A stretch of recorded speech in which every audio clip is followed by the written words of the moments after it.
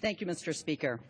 Mr. Speaker, this is the final amendment to the bill, which will not kill the bill or send it back to committee. If adopted, the bill will immediately proceed to final passage as amended. My amendment provides $750 million to passenger railroads to help them implement positive train control. Tragically, last week, Amtrak 188 derailed, killing 8 people and injuring more than 200. My thoughts and prayers are with the victims and their loved ones. Unfortunately, last week's tragic accident is just the latest in a series of incidents that are unacceptable and largely preventable. According to the National Transportation Safety Board member, Robert Zumwalt, who is the lead investigator of last week's Amtrak derailment in Philadelphia, quote, had PTC, positive train control, been installed on the section of the track, this accident would not have occurred. Now, what is positive train control? Positive train control, commonly referred to as PTC, is a communications and signaling system that uses GPS technology and sensors to communicate train location, speed, restrictions, and moving authority.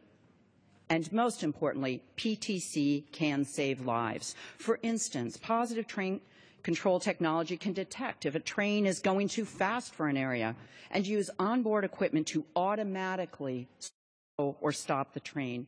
Now, Mr. Speaker, last week's derailment is not the first time NTSB has recommended implementing positive train control.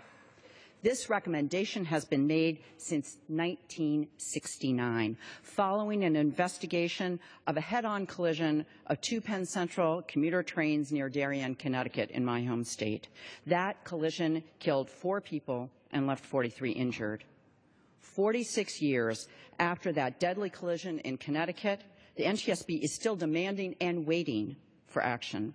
And during this time, the NTSB has investigated 144 accidents that would have been preventable if railroads had installed PTC. Not surprisingly, positive train control has been on the NTSB's most wanted list of safety improvements since 1990. 144 accidents over 43 years. Try and think about that. Try to comprehend 6,532 preventable injuries, 288 preventable deaths. And this just isn't an issue only on the Northeast Corridor. In 2008, a tragic accident in California killed 25 people and injured 102. After that accident, this House enacted legislation requiring PTC on commuter and intercity passenger rails by December 31st of this year. But protecting lives requires leadership from this Congress.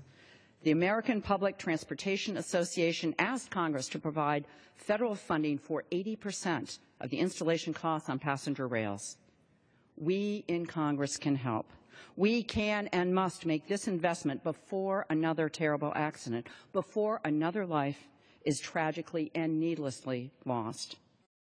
Afford to wait. Less than 2 years ago, a Metro-North railroad engineer fell asleep as the train he was operating sped up to 82 miles an hour through a tight curve. The restriction for that section was only 30 miles an hour.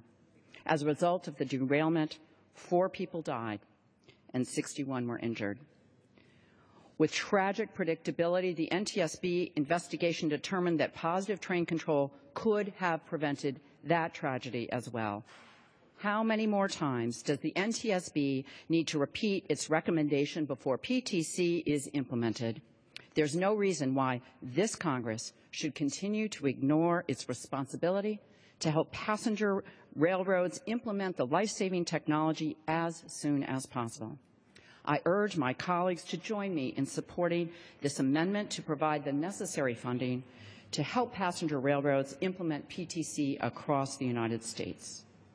Let me be clear. The funding won't prevent every single accident.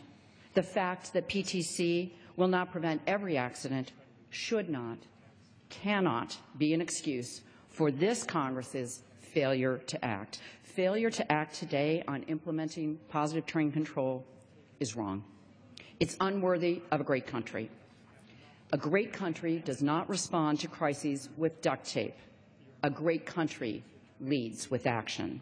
I ask all House members to join me to vote for this amendment.